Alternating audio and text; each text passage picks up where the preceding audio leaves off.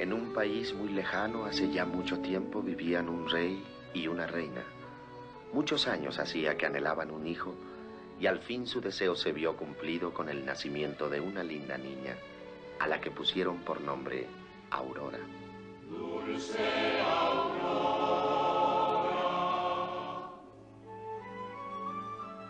La llamaron así porque como el alba... Desde tiempos inmemoriales se han narrado historias, e inclusive desde mucho antes que se inventara la escritura, cuando se usaba una mezcla de relato oral, gestos y expresiones. Las historias se han compartido en todas las culturas como un medio para entretener, educar o inculcar un sistema de valores morales. Desde el arte rupestre, que puede haber servido como una forma de contar historias en culturas primitivas, la historia discurría entonces transmitiendo conocimiento y significado de la existencia humana a través del recuerdo, la representación de historias y la imaginación.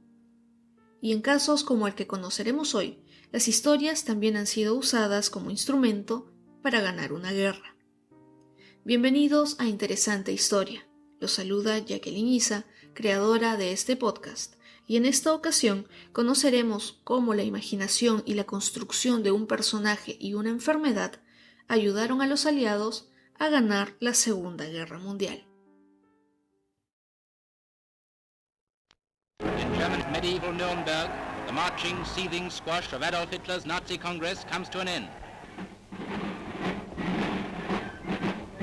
Indem ich euch ihre Blicke weise ich, mein Lebenskampf ist nicht umsonst gekämpft. La Segunda Guerra Mundial fue el conflicto más grande y destructivo de toda la historia, en donde murieron 55 millones de personas en todo el mundo. Todo inició cuando Alemania invadió Polonia el 1 de septiembre de 1939, y como respuesta, Gran Bretaña y Francia le declararon la guerra a Alemania. Las fuerzas alemanas invadieron Europa Occidental en la primavera de 1949, y la Unión Soviética ocupó los estados bálticos en junio de 1940. Para el 10 de junio de ese año, Italia se sumó a la guerra junto a Alemania, y para el 31 de octubre, los nazis perdieron una batalla aérea contra Inglaterra, conocida como la Batalla de Gran Bretaña. Al año siguiente, la Unión Soviética fue invadida por los alemanes y sus aliados, violando el Pacto Alemán-Soviético, y también ocuparon los estados bálticos. En esta etapa, el soviético Joseph Stalin fue un líder principal de las naciones aliadas. El 6 de diciembre de 1941, las tropas soviéticas lanzaron una importante contraofensiva, ya que días atrás los alemanes habían ingresado a la Unión Soviética. Luego, al día siguiente, el 7 de diciembre, Japón bombardeó Pearl Harbor en Hawái, lo que hizo que Estados Unidos entrara a la guerra en alianza con Gran Bretaña y la Unión Soviética. Entre 1942 y 1945, las fuerzas aéreas aliadas bombardearon sistemáticamente ciudades y plantas industriales de todo el Reich, por lo que en 1945 una buena parte de Alemania ya se había reducido a escombros. El 6 de junio de 1944, conocido como el Día D, más de 150.000 soldados aliados desembarcaron en Francia, que fue liberada a fines de agosto. Las primeras tropas estadounidenses cruzaron hasta Alemania un mes después que las tropas soviéticas cruzaran la frontera este. El 12 de enero de 1945, los soviéticos liberaron a Polonia Occidental y obligaron a Hungría, que era aliada del Eje, a rendirse. Para el 16 de abril, una ofensiva final soviética permitió que las fuerzas aliadas cercaran Berlín, y el 30, mientras los soviéticos avanzaban hacia la Cancillería del Reich, Hitler se suicidó. El 7 de mayo, Alemania se rindió incondicionalmente ante los aliados occidentales en Reims y el 9 ante los soviéticos en Berlín. La guerra en el Pacífico acabó en agosto, justo después de que Estados Unidos lanzara bombas atómicas en las ciudades japonesas de Hiroshima y Nagasaki, donde murieron 120.000 civiles. Después, los japoneses se rindieron formalmente el 2 de septiembre. So soldiers, sailors, and airmen of the Allied Expeditionary Force. You are about to embark upon the great crusade toward which we have striven these many months. The eyes of the world are upon you. The hopes and prayers of liberty-loving people everywhere march with you. Una de las tantas operaciones militares que permitió que los aliados ganaran la guerra fue la que se llamó carne picada o mincemeat por su nombre en inglés. En la primavera de 1943 se iba a llevar a cabo el desembarco de las fuerzas aliadas en Europa. Esto gracias a la orden de Dwight Eisenhower y Winston Churchill. Ellos pensaban que Sicilia sería un punto estratégico para ingresar en el continente, ya que el general alemán Erwin Rommel había sido derrotado en el norte de África, y en esa zona se habían establecido numerosas bases de operaciones. Por eso se decidió que llevarían a cabo previamente una maniobra de engaño, la Operación Carne Picada, con la que pretendían convencer al alto mando alemán de que el desembarco del grueso de la fuerza naval aliada se realizaría en Cerdeña y en las playas griegas de Kalamata en vez de Sicilia. Para que la operación funcionara, los alemanes debían recibir información falsa a través de un oficial que hubiese fallecido en combate. El capitán de corbeta Ewen Edward Samuel Montagu de la Royal Navy fue el elegido para coordinar la operación. Tal como decía al principio de este episodio, la imaginación y la narración de historias ha hecho mucho por la historia del mundo, así como por esta operación. La imaginación de Montagu no tuvo límites y armó una muy buena historia para que los alemanes la creyeran sin dudar. En primer lugar, creó la falsa identidad de un oficial británico, miembro del cuartel general de operaciones combinadas, que supuestamente era el enlace secreto entre el Estado Mayor inglés y el comandante de las fuerzas aliadas en el norte de África, el general Alexander. Montagu le puso de nombre William Martin, que era un nombre bastante frecuente en la Marina Real. En el maletín del comandante Martin se introdujo una misiva en la que de forma expresa se mencionaba a Cerdeña como un punto de desembarco a realizar de forma inmediata, y ahora lo que tocaba era que esta información llegara a manos de los enemigos.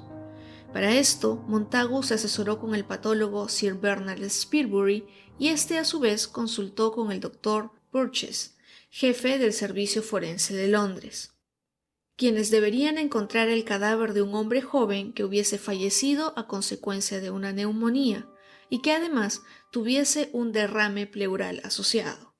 De esta manera, si los enemigos le hacían una autopsia, encontrarían líquido en sus pulmones y llegarían a la conclusión de que se había ahogado al caer al mar. Además, para reforzar la identidad del comandante Martin, en el maletín los enemigos encontrarían información personal, como que tenía una novia llamada Pamela, que era una funcionaria del MI5 y un número de cartilla de identidad. También tendría fotos, un juego de llaves, cartas y documentos que hacía que la identidad del comandante fuera realmente creíble. Una vez que los médicos encontraron el cadáver con las características necesarias y se lograran las autorizaciones para usarlo, fue vestido con el uniforme de los Royal Marines, introducido en un contenedor sellado con hielo seco para conservarlo y se le trasladó a Holyloch en Escocia, donde se embarcó en un submarino británico. El 19 de abril de 1943, el submarino partió con rumbo a la isla de Malta. Ese fue el inicio de la Operación Carne Picada. Pero no todo fue tan simple. Lo siguiente era definir y decidir dónde se dejaría el cuerpo del comandante Martin, por lo que después de muchas deliberaciones se optó por depositarlo en aguas españolas, que aunque en teoría eran tierras neutrales, los aliados sabían que Franco simpatizaba con el Eje, así que era muy probable que les avisaran del descubrimiento. El cuerpo fue dejado a 1 milla del sur de Huelva con un chaleco salvavidas y le esposaron el maletín a la muñeca de una mano. También dejaron un bote salvavidas de las fuerzas británicas para dar la impresión de que se había producido un accidente de aviación. Lo que quedaba a partir de ahora era cruzar los dedos y esperar que la operación y el engaño funcionara. El cuerpo fue descubierto 3 horas después por el pescador José Antonio Rey María, de Punta Umbría, en la playa del Portal. Después de reponerse del susto por haber encontrado un cuerpo flotando en el agua, lo recogió e informó a las autoridades. Estos realizaron la autopsia y concluyeron que el militar británico había fallecido por ahogamiento y que el cuerpo debía llevar unos 3 o 4 días en el agua. Los españoles supusieron que el avión de Martin había caído cerca del estrecho de Gibraltar, pero algo que tal vez Montagu y sus asesores no tomaron en cuenta fue que el cadáver sería encontrado sin mordeduras de peces, lo cual llamó mucho la atención de los españoles. Este pequeño detalle estuvo a punto de tirar por la borda la operación Carne Picada. El 14 de mayo, las autoridades españolas entregaron al agregado naval británico el maletín que iba esposado al comandante fallecido, asegurando que estaba tal y como lo encontraron. Cuando la inteligencia británica comprobó que el maletín había sido abierto, enviaron un mensaje en clave a Winston Churchill, quien estaba en Estados Unidos. El mensaje decía: «Se han tragado toda la carne picada». Lo que pasó fue que después de encontrar al supuesto comandante británico, los españoles informaron a los espías alemanes, quienes abrieron el maletín y fotografiaron el contenido. Luego, las imágenes llegaron a Berlín y fueron evaluadas por la inteligencia alemana, quienes entendieron que el desembarco se produciría en el Peloponeso y en Cerdeña, por lo que reforzaron sus tropas en las islas de Córcega y Cerdeña, y el mariscal Rommel se trasladó a Atenas. Gracias a esta operación, los aliados pudieron desembarcar en el sur de Sicilia, en la Operación Husky, con una resistencia de prácticamente 0 personas.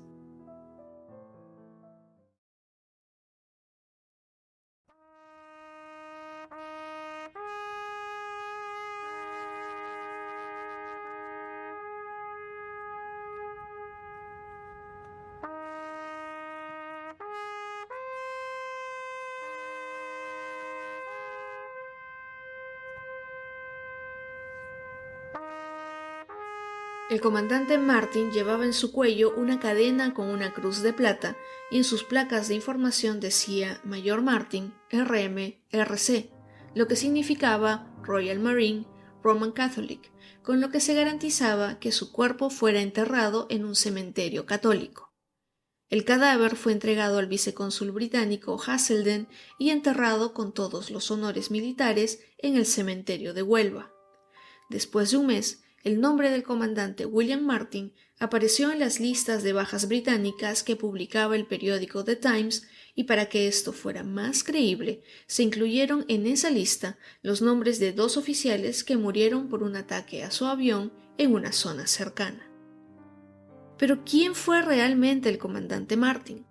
Después de que se volvió una leyenda a partir del éxito de la Operación Carne Picada, se especuló mucho sobre la verdadera identidad del hombre que hasta ahora sigue enterrado en Huelva. Se dijo que el sujeto habría sido un vagabundo londinense que había fallecido por una pulmonía y que su cadáver no había sido reclamado por familiares, por lo que se usó en la operación. Para 1996, el ejército británico desclasificó algunos documentos relativos a este hecho y la identidad de Martin se ha asociado a la del mendigo galés Glyndŵr Michael, pero también a la de un posible náufrago. Un historiador aficionado de nombre Roger Morgan encontró evidencias de que el hombre era efectivamente un alcohólico vagabundo de nombre Glyndŵr Michael, que murió por ingerir veneno de ratas, pero hasta ahora no se sabe la razón por la cual lo hizo.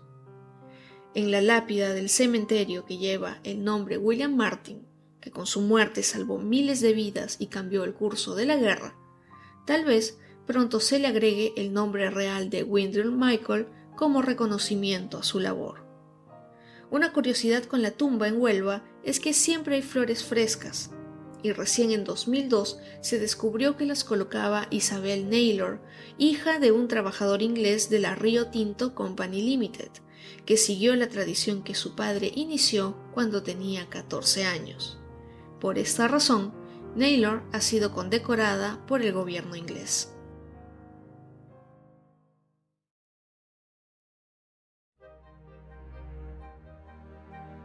Esto fue Interesante Historia, un podcast creado y producido por mí, Jacqueline Isa.